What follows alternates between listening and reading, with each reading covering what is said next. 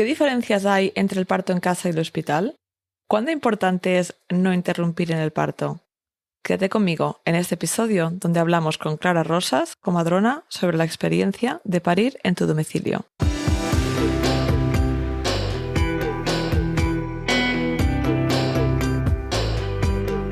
Soy Paula Ripoll, autora del libro Dar a luz con hipnoparto y fundadora de My Baby, My Birth.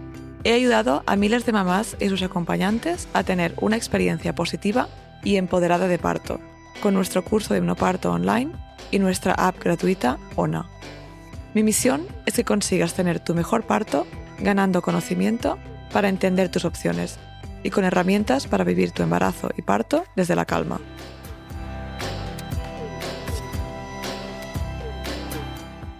Hola, bienvenidos al podcast Tu Mejor Parto. Soy Paula, tu anfitriona, y hoy, antes de entrar en materia, quiero dar las gracias a Medela por patrocinar este episodio. Ya lo sabéis, mis lactancias ya terminaron después de 18 meses con cada uno de mis bebés y forman parte de una etapa realmente bonita.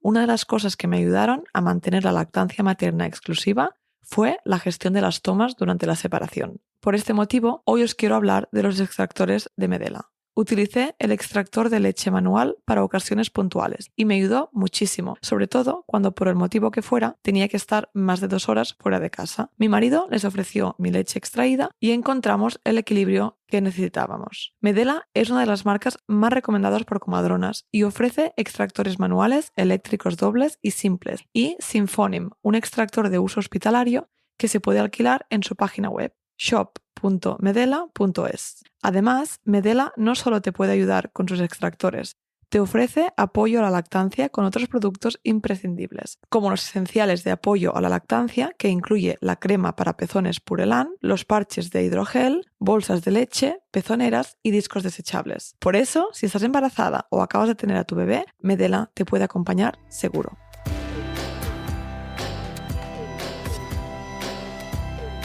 Bienvenidas al episodio número 86 del podcast Tu Mejor Parto de My Baby, My Birth. Esta semana tenemos con nosotras a Clara Rosas. Hola Clara, bienvenida. Hola, pues estoy muy contenta de estar aquí. Pues muchas gracias, yo también de tenerte. Y bueno, hoy vamos a hablar de parto en casa, que es un tema que me encanta. Así que nada, muchas gracias por aceptar la invitación. Clara Rosas es comadrona con 12 años de experiencia y osteópata desde 2017. Cofundadora de Magale Etxea, atiende partos en casa desde hace 10 años en Donostia, Guipúzcoa. Ella misma tuvo a sus gemelos en casa. Y bueno, hoy quiero que me cuentes más sobre esto, pero primero introduzco un poco el tema. Hoy vamos a hablar sobre el parto en casa y de cómo acompañáis vosotras, ¿no? Creo que, bueno, tenemos un episodio, el episodio 57, que hablamos de parto en casa con Laia Casadevall, por si os interesa el tema y queréis también escuchar ese episodio. Pero me apetecía pues continuar hablando sobre esto, ¿no? Porque aún hay muchos tabús, hay muchas ideas preconcebidas sobre el parto en casa y al final debería ser algo que tendríamos que normalizar, ¿no? Porque el parto es un evento fisiológico y el parto en casa pues tiene un montón de beneficios para la mamá, para el bebé, para el acompañante, para todos. Así que creo que hay mucho por hablar sobre este tema desde diferentes ángulos. Y bueno, Clara, primero, como para empezar un poco y que te conozcamos un poquito más, he visto que enseguida que te graduaste en la universidad como comadrona, ya te formaste como matrona para atender partos en casa. Y me llamó la atención porque creo que es a veces, ¿no? Cuando ves el recorrido de algunas matronas, ves que esto se hace más adelante. Y bueno, explícanos qué es lo que te llamó la atención a ti sobre el parto en casa. Y nada, cuéntanos esta experiencia. Pues la verdad que lo de ser comadrona, cuando me vino esa, no sé cómo decirlo, esa inspiración de que quería dedicarme a eso, fue de muy pequeña. Fue ya, creo, con 12, 13 años que ya supe que querría ser matrona. Oh, wow. Luego, yo soy catalana, de un pueblo del interior, donde allí casi la mitad de mi cuadrilla, de mis amigas y mis amigos, han nacido en casa. Con lo que para mí la opción de parto en casa siempre ha sido como algo que ha existido. No fue mi caso, ni el de mi familia, pero sí que era algo que me llamaba un montón la atención. Y no sé muy bien por qué, lo tenía bastante claro que quería ser matrona para dedicarme a atender partos en casa. Para mí era como lo que tenía más lógica. Interesante. Y cuando decidí ser matrona, y elegí el sitio donde hacer la residencia. Pensé que tenía que ir a un hospital muy grande para aprender mucho sobre complicaciones, para estar preparada por si ocurría cualquier cosa en el domicilio. Y bueno, eso fue lo que me llevó aquí a Donosti, estudiar matrona. Vale, y entonces trabajaste un año o así en hospital, ¿no? Hice la residencia en el hospital y bueno, y la realidad me sacudió. Justo yo empecé la residencia en 2010 y él acabó en 2012 y fue una época donde me tocó ser testimonio y partícipe de mucha violencia obstétrica. Vi que lo que ocurría en los hospitales, o al menos en el hospital donde yo me formé, no resonaba para nada conmigo ni con lo que yo esperaba de ser matrona. Y tuve la suerte de coincidir con una matrona que trabajaba en el ambulatorio, pero que de forma excepcional de vez en cuando acompañaba a mujeres en los domicilios. Y cuando lo supe fue como, oh, quiero ir contigo, quiero verlo, quiero saber lo que es un parto atendido de otra manera. Y la verdad que la primera vez que vi a una mujer parir en su domicilio fue algo revelador, porque en esa época pues había un libro que era bastante nuevo que se llamaba Parir en movimiento, de Nuria Vives, donde explicaba, ¿no?, qué posturas tenían que tener las mujeres en cada fase del parto para que el parto pudiera evolucionar bien. Y es que esa mujer hacía todas esas posturas sin haberse leído el libro. O sea, simplemente el poder de la fisiología, ¿no? Sí. Y aluciné en cómo fue todo, ¿no? En cómo nació la niña en el baño, salió, la cogió su madre, pues arropada y abrazadas por la pareja. Al cabo de poco se despertó la otra hija. Y nos fuimos de ese domicilio con la sensación de que ahí había ocurrido magia, pero a la vez no había ocurrido nada pues más normal y más especial que el que puede ser que una persona nazca, ¿no? Y ahí fue como, yo quiero parir así, si algún día tengo la oportunidad de ser madre, y quiero acompañar a las mujeres de esa manera. Wow.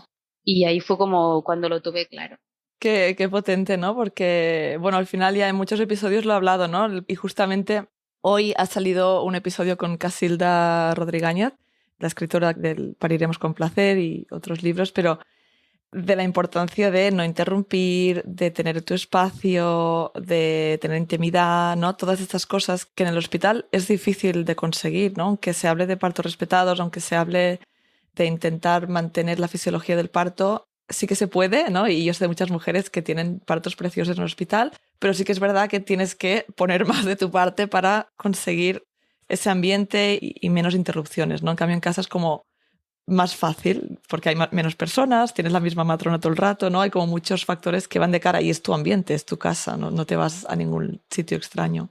Totalmente, ¿eh? Yo quiero hacer un inciso, y es que desde mi punto de vista, ¿no?, el concepto de parto en un ambiente hospitalario es erróneo, porque el parto no es un proceso médico, sino que es un proceso fisiológico, es un proceso muy ligado a la intimidad y a la sexualidad de las mujeres, y a mí me resulta muy difícil pensar cómo una mujer puede abrirse, tanto física, emocionalmente, en todos los niveles, en un ambiente donde no conoce, ¿no? Y el por si acaso, sí, que ha llevado a la medicalización tan grande del parto, nos lleva incluso a cambiar lo que a priori no es peligroso, a ponerlo ya en un hospital por si acaso ocurre algo, ¿no? Cuando simplemente, si un embarazo es de bajo riesgo, si todo ocurre de forma normal, pues acudiríamos en el hospital solo en el caso de que se desviara, ¿no?, de esa normalidad, como en cualquier otro momento de nuestra vida, ¿no? Cuando vamos al hospital, cuando algo no va bien, pues el parto, según nuestro punto de vista, no deja de ser esto, ¿no?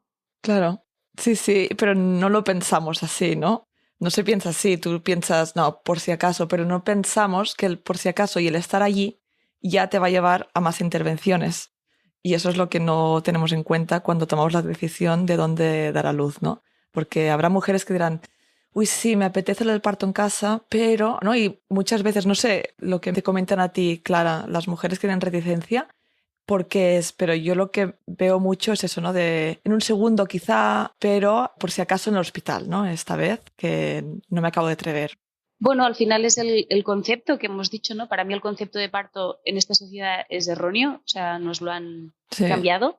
Y luego llevamos muchos años y sobre todo llevamos un par de generaciones escuchando que el parto es peligroso, escuchando todo lo malo que ocurre en los partos, y la verdad que cuando eso ocurre es devastador porque nadie espera, ¿no?, que pueda ocurrir algo en un momento tan especial y tan importante de la vida de las personas. Pero ese por si acaso nos ha llevado a pasarnos de rosca, ¿no? Y que muchas veces esa propia intervención ocurra pues lo que tú misma estás explicando y seguramente lo que en el otro podcast contaba Casilda, en que las hormonas no puedan funcionar bien, donde estemos en un estado de alerta, donde la oxitocina endógena no la podamos segregar porque tenemos adrenalina que hace que la oxitocina no funcione, que no deja de ser un poco como funcionábamos hace unos cuantos miles de años cuando vivíamos en las cavernas, pues simplemente no nos poníamos de parto cuando había una amenaza, porque si había un gran depredador, pues podíamos acabar tanto la madre como la criatura comidos por un león, con lo que la evolución hizo que en esos casos no nos pusiéramos de parto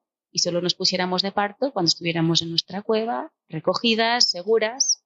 Y ahora en la sociedad actual pues se ha extrapolado a esta forma, ¿no? En el hospital hay mujeres donde se van a sentir muy cómodas y muy seguras y donde allí podrán segregar su oxitocina de manera endógena, pero habrá otras donde sentirán que el ambiente no es conocido, donde no se sentirán a gusto, donde no conocerán a la gente que les va a atender y eso va a repercutir en que su oxitocina endógena no esté liberada porque van a tener la adrenalina alta. Y como son antagonistas y cuando existe adrenalina la oxitocina no puede funcionar, pues para algunas mujeres el hospital no va a ser el mejor sitio donde dar a luz. Claro, lo que no pensamos es que hoy en día, aunque seguramente no habrá leones cerca nuestro, ¿no? No tenemos ese tipo de amenaza, gracias a Dios, pero al final hay interrupciones, hay palabras, hay ruidos que van a hacer el mismo efecto en nuestro cuerpo, ¿no? Y van a hacer que segreguemos esta adrenalina. Y esto muchas mujeres lo cuentan en sus partos, aunque a veces no saben la teoría, pero igual cuando te relatan el parto te dicen en algún momento que pasó algo, ¿no? Se salieron del mundo donde estaban y se pusieron nerviosas, les entró el miedo y el parto se paró, ¿no? Y esto es muy común de escucharlo porque al final, bueno, necesitamos sentirnos seguras, estar tranquilas para asegurarnos que el diseño del parto pues funciona y fluye, ¿no? Y sí, es muy importante lo que has dicho porque también creo que sí que es verdad que yo creo que cuando estás ya en el planeta parto, que estás de parto activo y estás ahí en trance, en el hospital, o sea, puedes estar en ese momento y te da igual dónde estás, ¿no?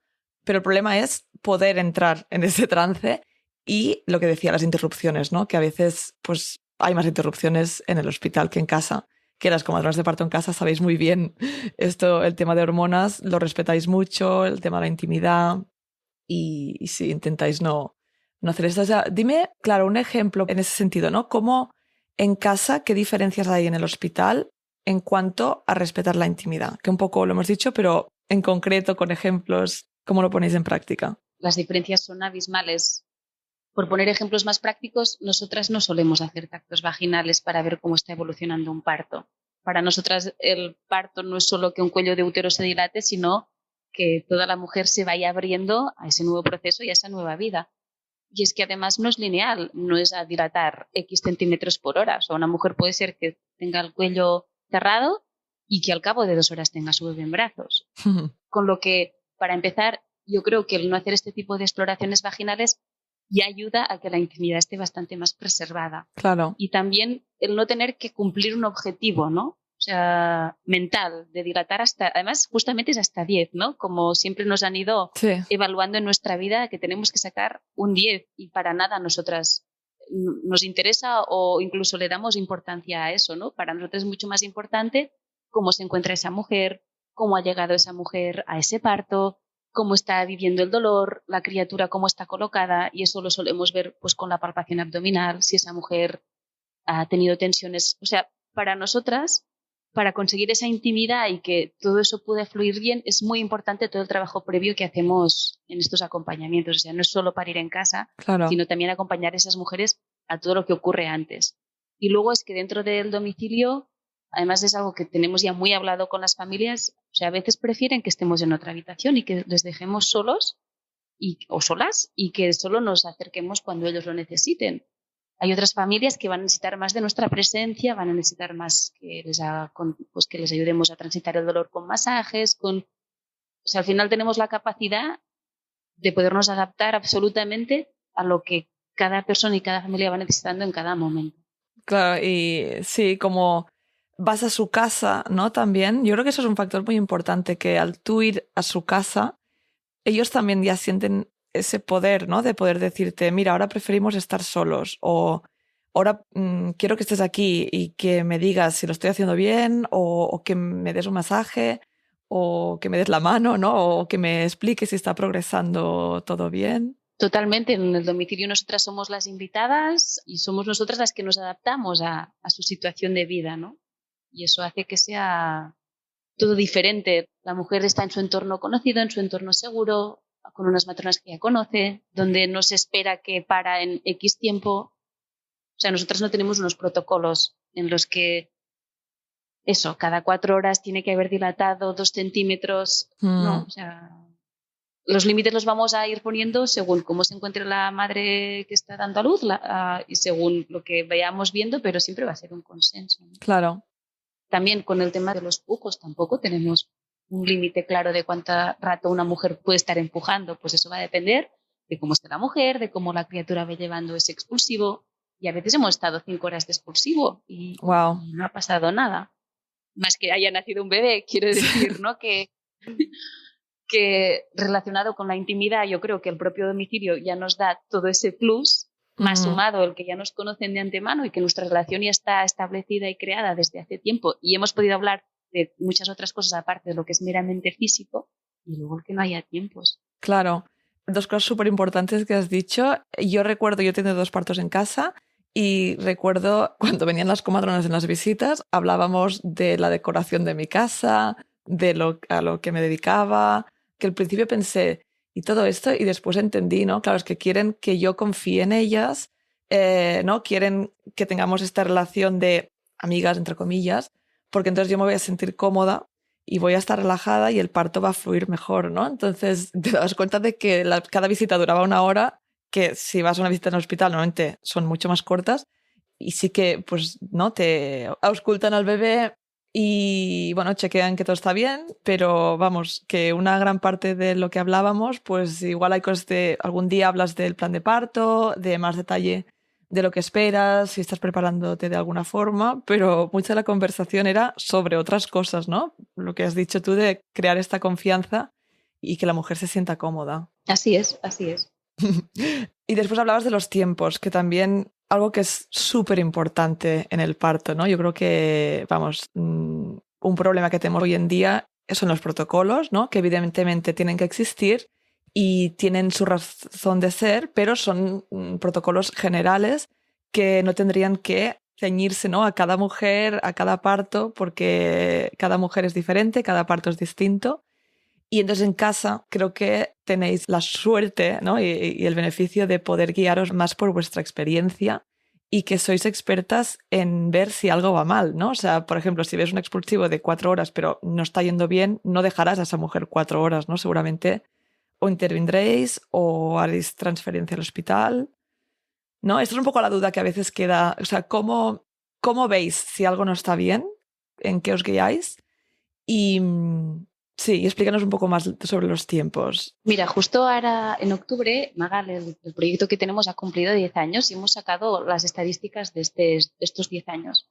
Hemos atendido 378 partos que han sido en casa y de eso solo 4 han sido trasladados por emergencias reales. Wow. Es decir, un 1%. Y ese 1% fue trasladado al hospital y se resolvió bien, con la que la mortalidad ha sido un 0%. Y estos números van en consecuencia y con todos los estudios que hay hoy en día, Sí. Que se han dado en países desarrollados donde el parto en casa es otra opción más, ¿no? O sea, es que el parto en casa es seguro y ya está. Tenemos la sensación muchas veces, ¿no?, de que estamos explicando al mundo que, como Semmelweis en su momento, de que era muy importante lavarse las manos después de tocar un cadáver antes de atender a una mujer, que lo trataron de loco y lo pusieron en un manicomio. Ahora, por suerte, eso no es así, pero sí que siguen no creyendo de que eso es una realidad cuando es así. Porque la fisiología, si la respetas, va a funcionar. Y porque las mujeres estamos preparadas para parir, nuestro cuerpo está preparado para parir si dejamos que eso ocurra, ¿no?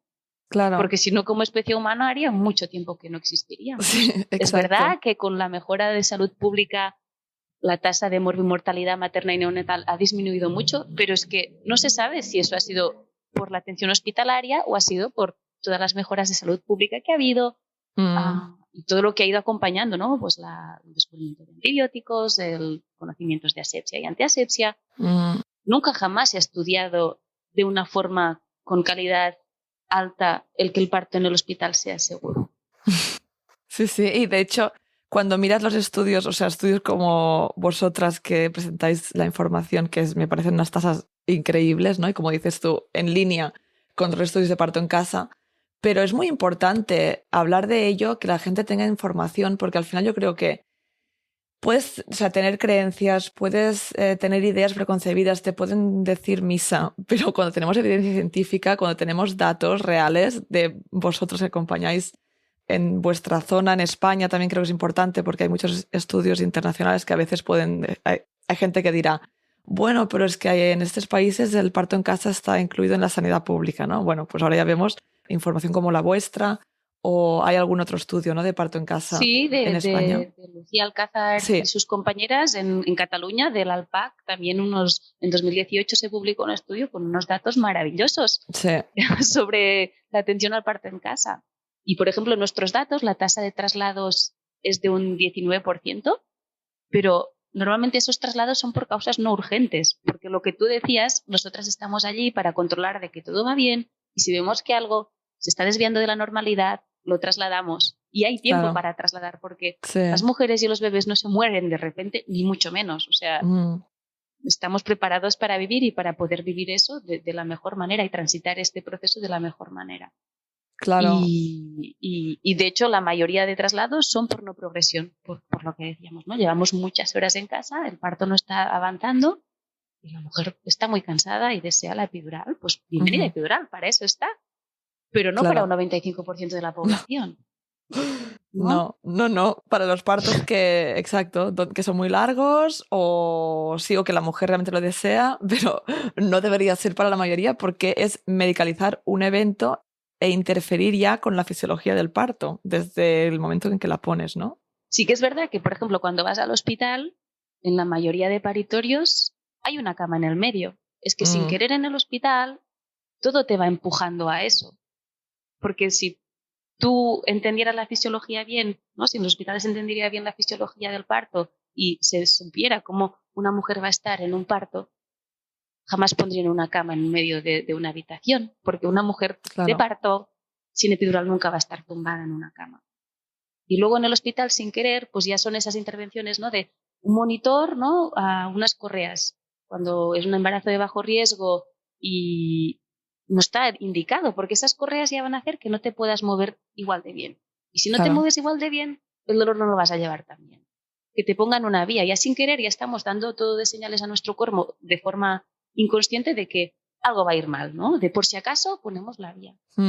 Y todos esos mensajes te van llevando sin querer a que una vez, ¿no?, el parto se desencadene, y a ver, el parto es intenso y hay que poderlo transitar y surfear y es muy potente y necesitas muchas herramientas y sobre todo mucho sostén para poderlo hacer, vivir de una forma tranquila y aunque sea muy intenso, vivirlo bien, ¿no? Y creo que en según qué tipo de asistencias institucionales eso no se tiene en cuenta, ¿no?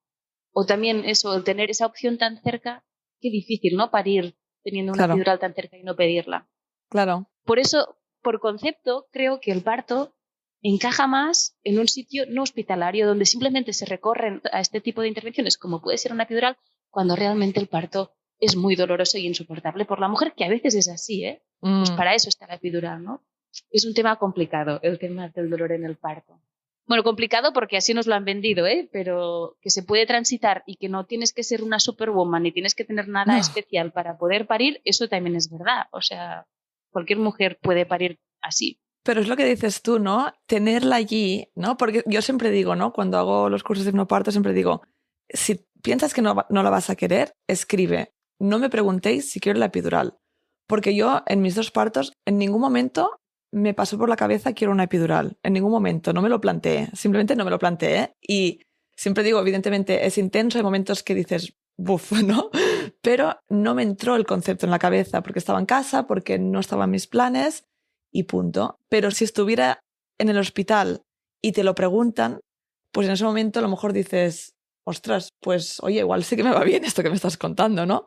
porque te han puesto el concepto en la cabeza y entonces lo asocias, bueno, es intenso, venga, pues dame algo para ayudarme, ¿no? Bueno, es que es muy interesante, es la parte psicológica.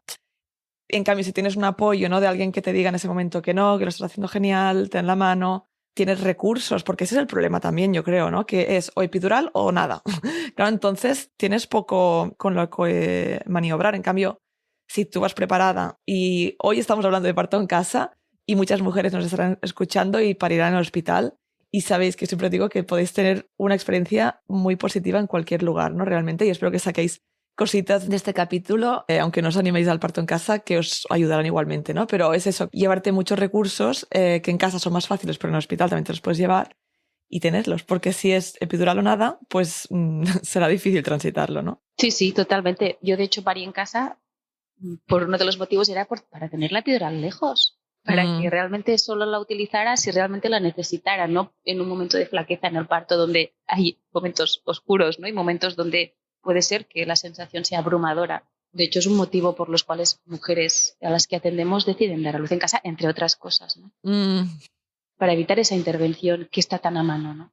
Sí, y Clara, bueno, en el podcast ya he entrevistado a varias comadronas de parto en casa y justamente una mamá que escuchó un episodio con Inma Marcos que hablábamos sobre distocia de hombros, pelvis estrechas, bebés grandes y me dijo, ¡buah! Me estoy planteando el parto en casa. Ya me lo planteaba, pero después de escuchar a Inma, ¿no?, con tanta confianza, me da una seguridad, ¿no?, de los recursos que tenéis las comadronas si algo se gira, ¿no? Entonces, bueno, 2 preguntas para ti. ¿Usáis muchas veces maniobras, bueno, recursos para ayudar a que el parto vuelva a la normalidad, ¿no? Porque a veces el parto igual se desvía un poquitín y dices, bueno, en un hospital igual se intervendría más rápidamente, pero igual vosotras o cualquier comadrona que entiende más de fisiología puede hacer con movimiento, con otros recursos, que el parto vuelva a la normalidad. Bueno, esta es una pregunta, después te hago la siguiente. Mira, nosotras intentamos hacer todo ese trabajo de forma previa. Es decir, nosotras en las últimas visitas de las familias que acompañamos nos gusta palpar los abdómenes, las tripas, para ver cómo están colocadas las criaturas. Y si vemos que hay tensiones en el cuerpo de esa mujer o que la criatura no está en la mejor postura, sí que vamos a proponerle ejercicios para ayudar a que la criatura se coloque en lo que en teoría es la forma más fácil o más usual, fisiológica la para posición nacer. más usual, sí. Más usual. Y sí que es verdad que cuando una criatura está en una mal posición, no siempre, porque aquí nada es matemático, como bien podéis saber, son partos a veces más largos, más dolorosos y se puede parir, evidentemente, pero digamos vamos a intentar como hacer toda esa prevención antes, haciendo o con ejercicios de biomecánica o terapia neural, también es otra herramienta que utilizamos mucho aquí, porque Eva Carcho, nuestra compañera, es especialista y eso ayuda a reequilibrar los tejidos. ¿Puedes explicar un poco más qué es? A ver si os te lo cuento bien, ¿eh? Vale. Es una pincelada. Una terapia alternativa, holística, en la que se intenta repolarizar los tejidos, ¿vale? Y se utiliza sobre todo el sistema nervioso simpático y parasimpático. Y para conseguir eso se hace con inyecciones de procaína, que es un anestésico muy primario, de los primeros que hubo, muy diluido y se pincha en sitios como estratégicos donde puede haber tensiones. Sí. Qué interesante. O sea, un poco como, bueno, no como acupuntura, un poquito parecido o no. La acupuntura viene más de la medicina tradicional china. Sí. Sería otro tipo de abordaje y además eso es como recibir la terapia neural, a menudo remueve. O sea, no es una terapia. Vale. No sé cómo decirlo, ¿no? Pues la memoria que tiene emocional nuestro cuerpo, también, ¿no?, que se ha quedado en nuestros tejidos, pues cuando se repolariza o se da la opción de poder, o sea, con esa procaína se da como la opción de resetear esos tejidos, pero a veces lo que has sentido para que ese tejido tuviera este tipo de restricción se manifiesta en ese momento, ¿no? O sea, vale. Es potente, pero también tiene resultados muy potentes. Y todo este trabajo lo intentamos hacer antes de que llegue el parto. Y una vez llega el parto, si vemos que hay algo, o sea, nosotros a priori no intervenimos. Dejamos que la mujer progrese de forma autónoma, la acompañamos, ¿no?, a transitar ese dolor, esa intensidad, esos momentos de crisis, pero solo actuamos cuando vemos que el parto no está evolucionando y lo vemos por observación. O sea, si tú conoces bien la fisiología del parto y has acompañado a muchas mujeres, sabes más o menos, según la palpación de la tripa y la actitud que está teniendo la mujer, cómo está progresando ese parto. Y cuando vemos que no hay un cambio evidente o que nos da la sensación de que eso no puede estar progresando, es cuando sugerimos, ¿no? Pues posturas concretas, pues posturas de biomecánica, para intentar ayudar a que eso pueda progresar, rebozo, etc. Pues no te sabría decir en qué porcentaje utilizamos este tipo de recursos, pero no es en la mayoría. No. Me atrevería a decir en el 40% de los partos. 40%, vale, bueno, por más o menos. Aprox, tampoco es algo que hayamos sacado de las estadísticas. Pero, por ejemplo, el tema que has comentado antes de la distocia de hombros, en todos esos partos que hemos atendido, pues solo lo hemos tenido que hacer en 15 partos, en un 4% de todas las mujeres. Wow. Sí, que esto también va en línea con la evidencia, ¿no? Sí, y además han sido pues intervenciones de ese mismo momento donde hemos podido liberar el hombro que se ha quedado distociado y ya está. Transitado. Increíble. Nada más, quiero decir, ¿no? Que nosotras también somos matronas capacitadas con experiencia para resolver estas cosas que sí, que a veces ocurren en casa y para eso estamos, por eso no parís solas, ¿no? Claro, sí, si no haces free birth, ¿no? O parto no asistido y...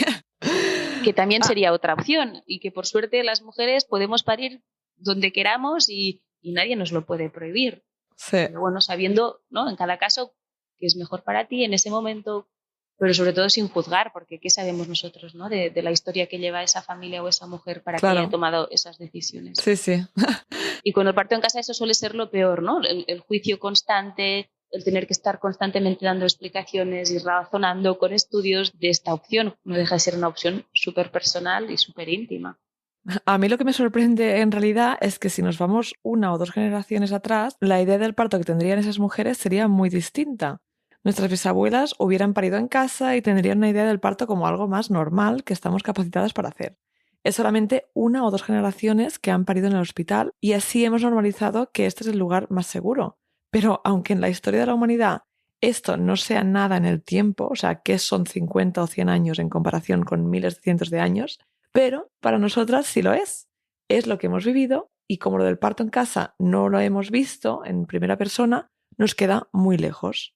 Eso es, y yo creo que estamos en un momento donde tenemos la suerte de poder sumar lo positivo y lo seguro de parir en casa con la ciencia y las intervenciones del hospital cuando son necesarias. Sí. Y es que al final no va de bandos ni de partidos, no, quiero decir. Sí, no, y hoy estamos hablando muy, o sea, como dando los beneficios, pero al final habrá muchas mujeres que no, aún así me siento más cómoda en el hospital y al final se trata de eso, ¿no? De poder escoger dónde te sientes más segura. El problema es eso, que tenemos tanta información y tanto sesgo que cuesta tomar una decisión más neutra, ¿no? Y simplemente mirando la información. Bueno, y también que el parto en casa hoy en día es una opción privada. Claro, eso también ya de por sí hace que sea una opción, pues económicamente un esfuerzo para las familias, y eso también implica que socialmente no está reconocido ni apoyado. Y luego también lo que nos ocurre a las matronas que nos dedicamos a esto, ¿no? Que dedicarte a eso es súper complicado y a nivel personal implica renuncias muy importantes que pocas matronas quieren hacerlo, ¿no? Claro. Y eso también hace pues, que mujeres que quizá desearían un parto en casa no pueden hacerlo porque no tienen con quién. Sí. O no pueden permitírselo.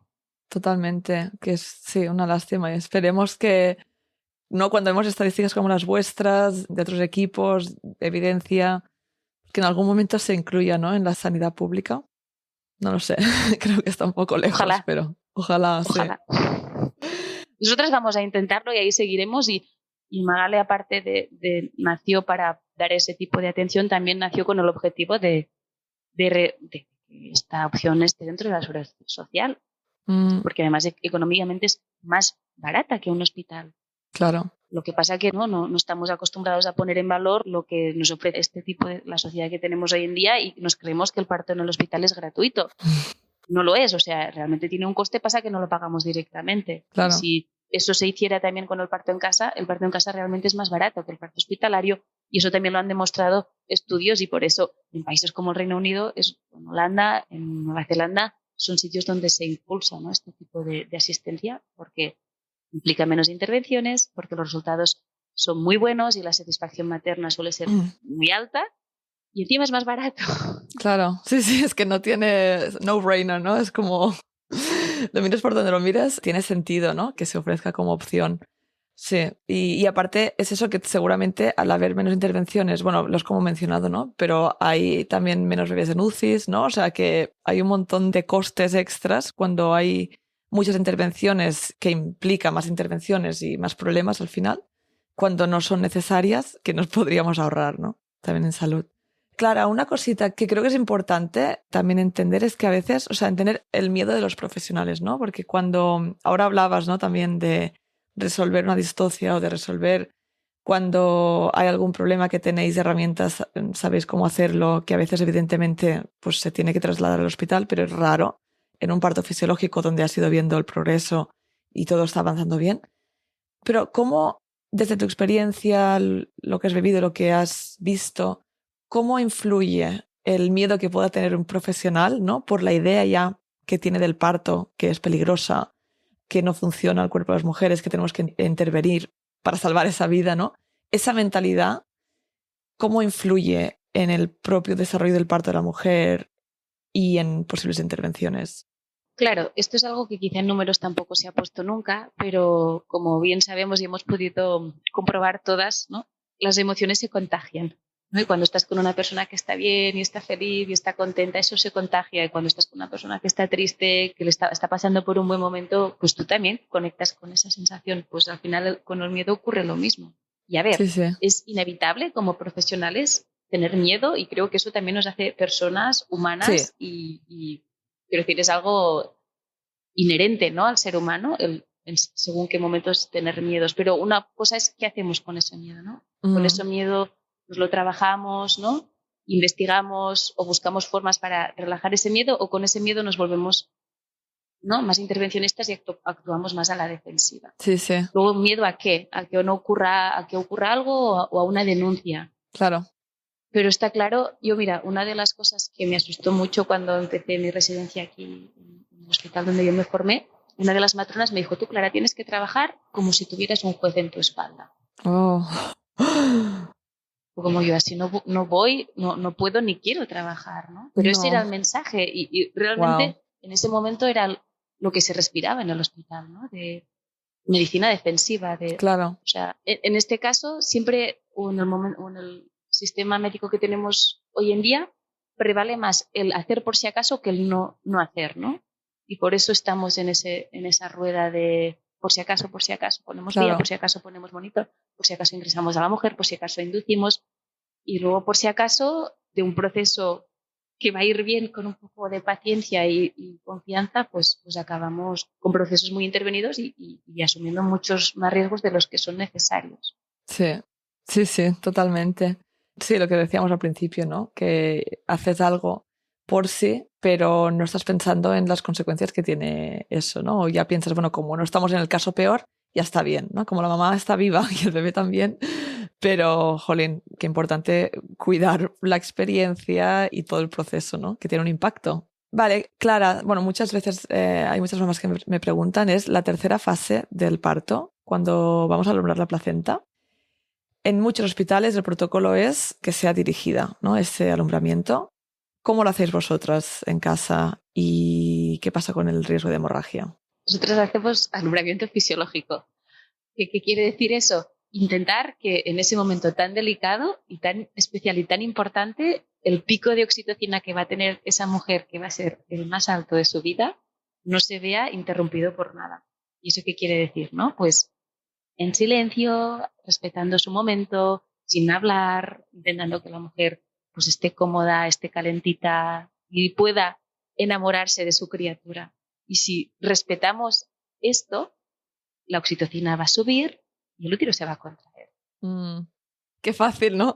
Cuando lo explicas. Es que es así. Claro, eso es sumado, ¿no? A unos controles anteriores, habiendo llegado al momento del parto pues con unos niveles de hierro sanos. Mm. Así los úteros se contraen y las placentas salen y ya está. Es que tiene sentido, ¿no? Porque también si piensas, no porque dices, no, el riesgo de hemorragia, vale, pero la naturaleza seguro que lo tendría previsto esto, ¿no? Por lo mismo, porque si no, que no queremos que la mamá le pase algo y el bebé quede indefenso, porque eso no sería bueno para la sobrevivencia de la especie. Entonces, seguramente la naturaleza lo tiene pensado, pero como no lo respetamos, pues aquí es donde lo que hemos hablado todo el rato, ¿no? Que hay como una intervención que no lo parece, pero que es hablar, sacar el bebé, no hacer piel con piel, todo esto va a interferir en este proceso y la vamos a liar, básicamente. Claro, es que además de eso, si dejas la criatura piel con piel, pues irá a buscar el pecho de la madre, con sus pataditas hará que con sus piececitos que el útero pues se vaya contrayendo. Si es que está todo pensado. Está todo pensado. Nosotros simplemente tenemos que dejar que eso ocurra. Sí. Y luego, si hace falta, pues nosotras en nuestros maletines llevamos oxitocina por si viéramos que en un momento determinado hay un sangrado mayor a lo esperado, pues intervendríamos en ese momento. Pero el Vale. alumbramiento dirigido se ha visto que en embarazos de bajo riesgo no está claro de que sea beneficioso, solo en casos de cuando haya un riesgo alto de Sí, una hemorragia. o que se haya intervenido el parto, ¿no? Como si ya tienes oxitocina sintética o epidural, pues entonces sí que se recomienda. Clara, algo que surgió con la conversación que tuve con María Gravieta, tu compañera en Magalé, en el episodio 69, que grabamos sobre fertilidad natural, después cuando colgamos y nos despedimos, me dice, no sé cómo surgió el tema, que no suturáis. Y yo me quedé como en plan, ¿perdona? Que no suturáis. O sea, ¿no? Es algo como que viene intrínseco y me pareció como un cambio de paradigma, como muchas cosas en referente al parto, ¿no? Que a veces tenemos que abrir la mente y escuchar y aprender. Y nada, sentí mucha curiosidad, así que explícame. Bueno, no suturamos siempre que la mujer así lo desee, ¿eh? Pero la verdad que nosotras tenemos un porcentaje de desgarros muy pequeñito. Tenemos un 40% de mujeres que tienen partos con el perine íntegro y desgarros de segundo grado solo un 25%. Tercer Imagínate. grado solo ocurrió en 2 casos un 0,6%. Increíble. O sea, los desgarros de primer grado de por sí no se aconseja suturar, o nosotras ya de entrada no los suturamos porque realmente son laceraciones muy pequeñas en lo que sería la mucosa de la vulva y eso se suele curar sin ningún problema. Y en los desgarros de segundo grado, que es cuando ya hay afectación del músculo, ahí es donde proponemos a la mujer las 2 opciones, suturar o no suturar. Cada decisión tiene su parte positiva y su parte negativa, como en todos los casos. En los desgarros que no se suturan, las partes negativas sería que a veces lo que sería el intraoito cuesta más a que se cierre, pero nunca va a haber tensiones por esa cicatriz. ¿Vale? La cicatrización se va a hacer de dentro hacia afuera, va a salir tejido de granulación y ya está. Y luego quizá el periodo de curación va a ser un poco más largo. Y luego estéticamente va a quedar pues lo que comentábamos, ¿no? Quizá el intraoito un poco más abierto. Si suturas, va a haber una aproximación de los tejidos, pero nadie nos asegura de que esos tejidos van a ser funcionales. Es decir, muchas veces se sutura, pero ese músculo no es funcional. Y luego sí que lo que ocurre en un porcentaje importante de mujeres es que luego tienen tensiones en esa cicatriz. Claro. Porque al suturar, ¿no? Creas ahí ya un punto fijo y un punto de tensión. No iba a decir, también dependerá de cómo se suture, supongo.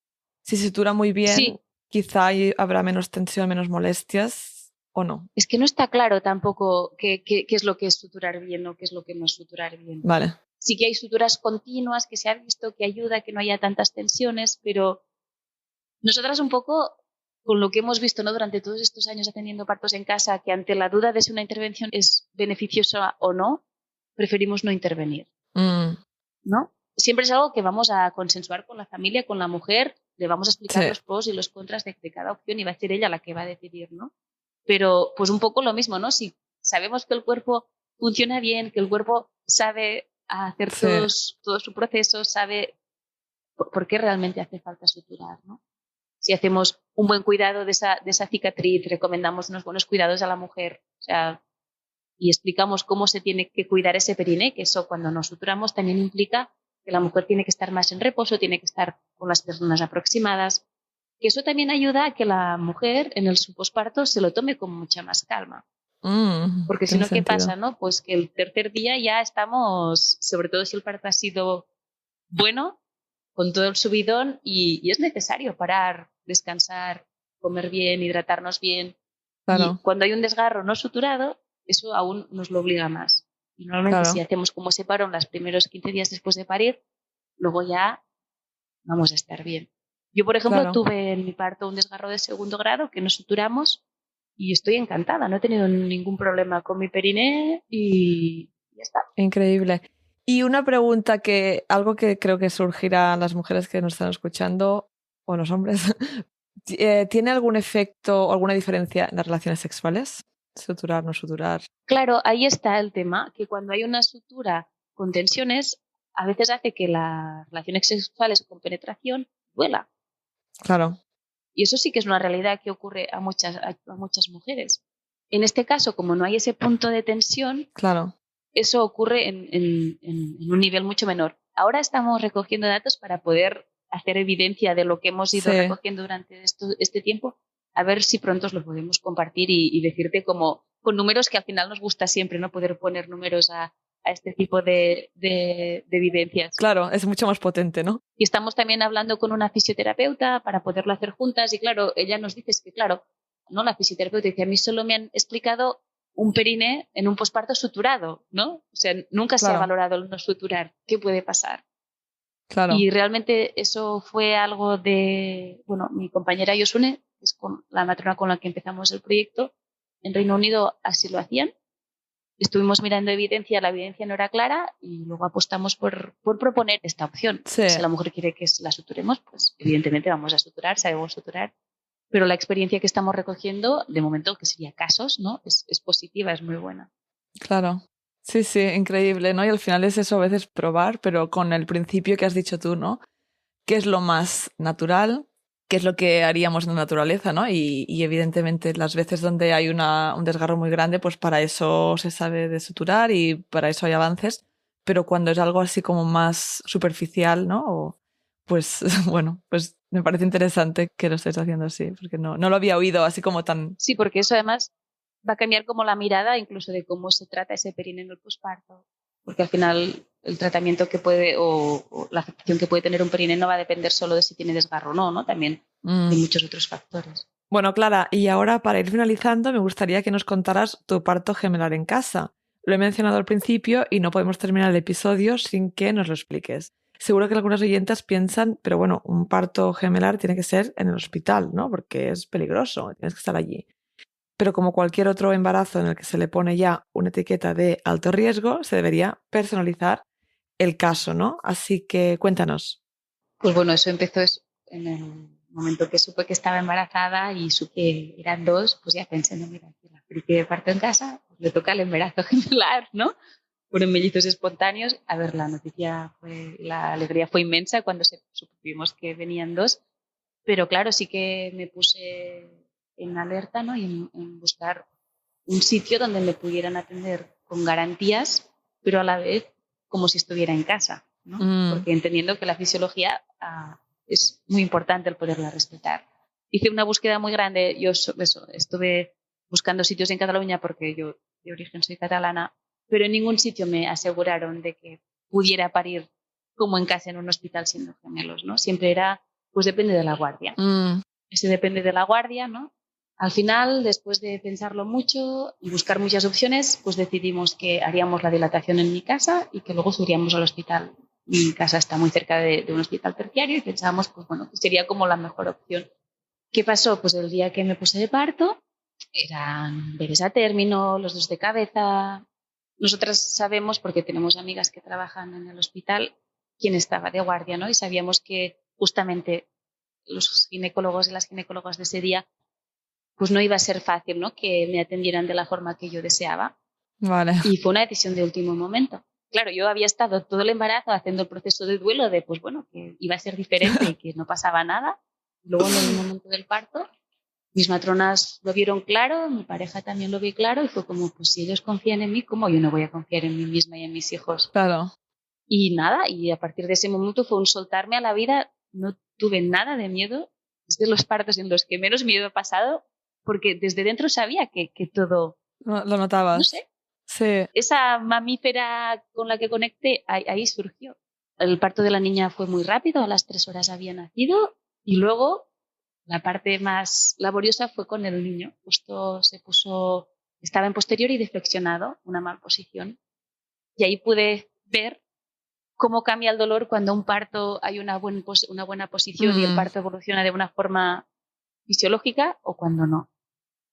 Y suerte que estábamos en casa, y eso me permitió tener tiempo, porque pasaron 4 horas entre el primero y el segundo, probar millones de posturas, millones de maneras. O sea, los latidos de mi hijo estaban bien, yo estaba bien, con mucho dolor, porque se me durmió toda una pierna, no me podía poner de pie. Bueno, dolores muy característicos de malposiciones.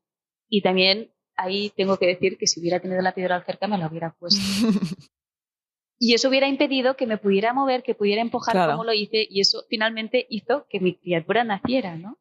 Y bueno, pues fue un regalo. Wow. Un regalo el poderlo haber hecho, el saber que si este parto hubiera sido en el hospital, la niña hubiera sido un parto vaginal, pero el niño hubiera sido una cesárea seguro, porque no me hubieran dejado ese tiempo, porque seguramente yo me hubiera puesto la epidural, porque no me hubiera podido mover ni me hubiera podido empujar como yo necesitaba. Claro.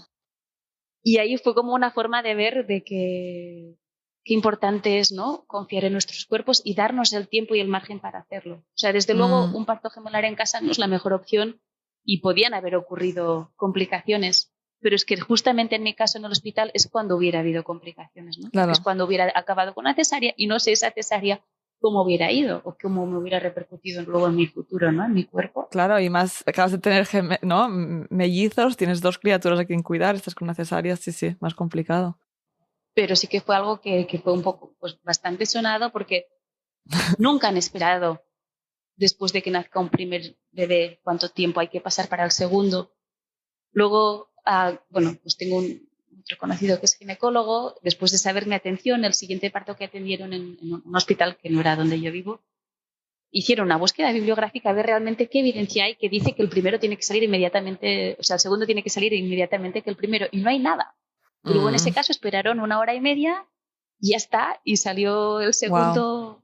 Sí, no tuvieron que hacer, normalmente hacen una gran extracción, es decir, sale el primer bebé y luego el segundo, pues el ginecólogo, la ginecóloga mete la mano, coge los pies y saca al bebé, lo extrae. Pero esto no está basado en nada y no lo hacen porque la segunda criatura esté en riesgo, sino es por protocolo. Y claro, a mí ese protocolo me daba mucho miedo. Claro. Yo quería parir un parto y luego tener otro, y si hacía falta, pues por supuesto tener una atención. Y es un poco lo que reivindico, ¿no?, que los partos que quizá no somos de bajo riesgo también tengamos esa opción, porque sí, si miramos estudios, no era la mejor opción para ir en casa, pero es que no tuve otra opción si yo quería ese tipo de atención.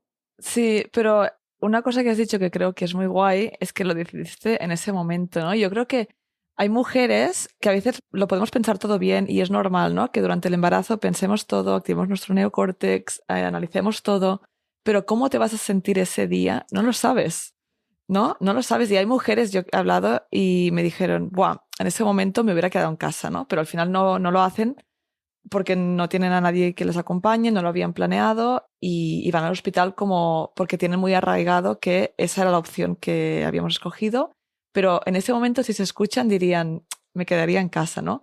Y eso no lo podemos saber hasta que te encuentras en ese momento, ¿no? Pero es que es así, una vez lo sientes en el cuerpo, es todo tan espontáneo y tan automático o fluye de una forma tan fácil que luego ahí es cuando no tienes miedo. Yo lo viví así, o sea, en ese momento, pues eso, intensidad, dolor, no sé, éxtasis, placer, también tuve mucho, o sea, pero miedo ninguno. Y yo en el embarazo había tenido mucho miedo y es verdad que cuando el cuerpo se pone a eso, jugamos a otra liga. Y es una pena que eso no se pueda ofrecer o que esa opción pueda ser válida desde el primer momento en la sociedad en la que vivimos. Sí, totalmente.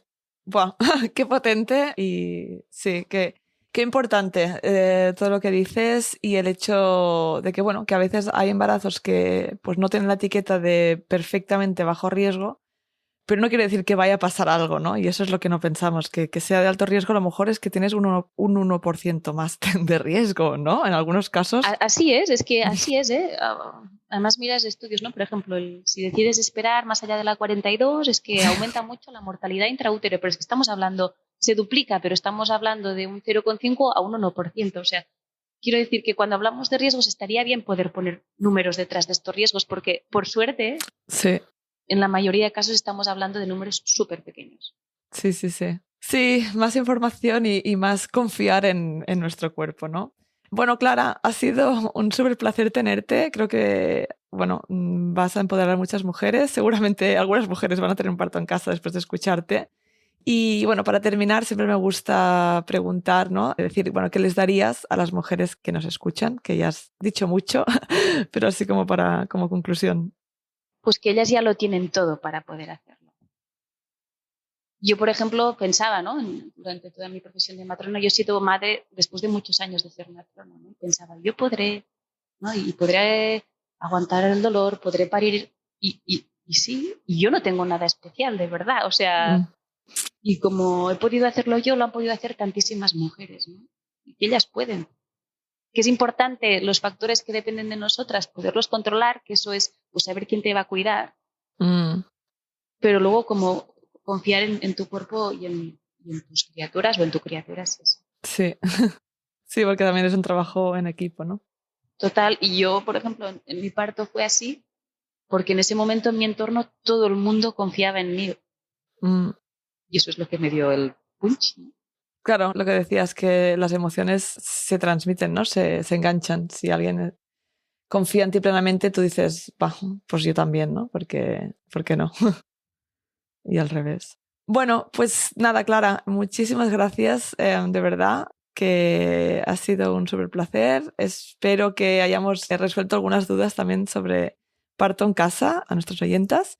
Y nada, gracias por tu trabajo y por estas estadísticas tan increíbles. Felicidades por ello, ¿no?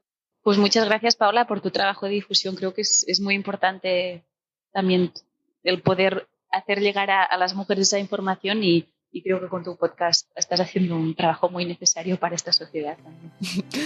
Gracias. Un abrazo.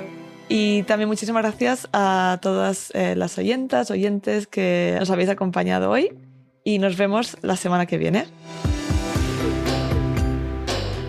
Si te ha gustado este podcast, dale al seguir, valora y escribe una reseña. Y comparte en tus redes sociales para que este podcast llegue a más mamás y familias. Puedes seguirme en Instagram @mybabymybirth. Y recuerda descargarte la app ONA de forma gratuita en App Store y Play Store, donde encontrarás las relajaciones de hipnoparto junto con un contador de contracciones u olas. Y si quieres profundizar en los temas que hablamos en el podcast, puedes adquirir nuestro pack digital de hipnoparto para conseguir tu mejor parto. Te veo la semana que viene.